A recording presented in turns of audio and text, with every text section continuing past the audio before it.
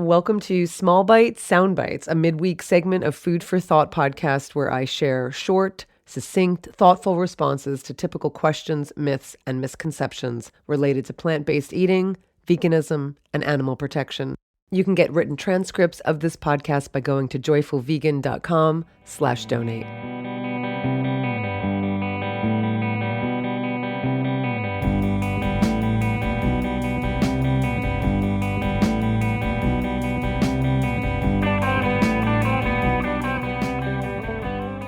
Because veganism is often characterized as a diet, it tends to be associated with sacrifice and deprivation and any number of negative words that characterize diets: temperance, cheating, abstaining, suppressing, portion controlling, losing, and failing. Sometimes it's called difficult, temporary, or extreme.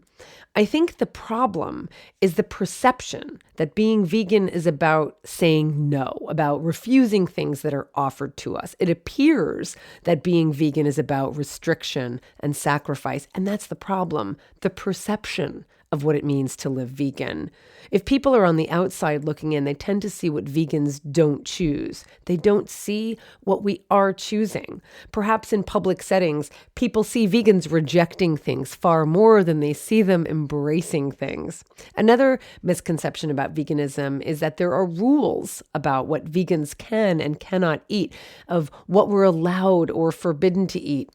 Let's be clear, vegans can eat whatever we want. There's nothing we can't have, but there are some things we simply don't want. Choosing to avoid putting in our mouths or on our bodies the flesh and fluids that come off of or out of an animal is just that, a choice.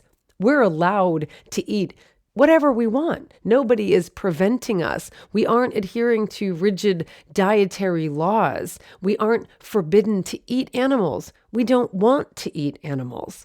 Being vegan is not about rules or doctrine. It's not about restriction or self-denial. And though being vegan does involve saying no to some things, such as unhealthy foods and destructive environmental practices and cruelty toward and violence against animals, at its core, being vegan is about saying yes. It's about saying yes to our values. What's the use in having values if they don't manifest themselves in our behavior?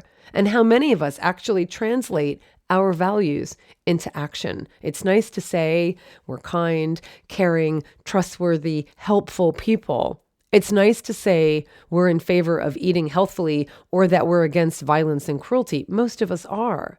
But how many of us actually take these abstract values and put them into concrete action? For me, being vegan, which extends to every area of my life, is an opportunity to do just that, to put my abstract values into concrete action. By choosing to eat life-giving rather than life-taking foods, I'm saying yes to my values of wellness and health, of peace and nonviolence, of kindness and compassion.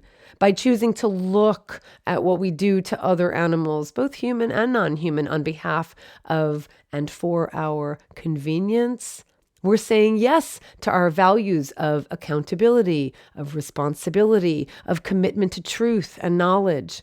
By standing up for our beliefs and speaking up on behalf of those who have no choice, no voice, we're saying yes to our values of courage and unity and justice and service to others. Being vegan is about saying yes to the bounty of plant-based foods available to all of us.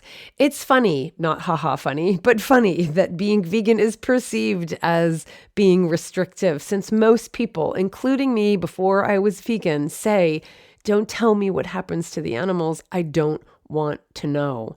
We explicitly hinder our awareness.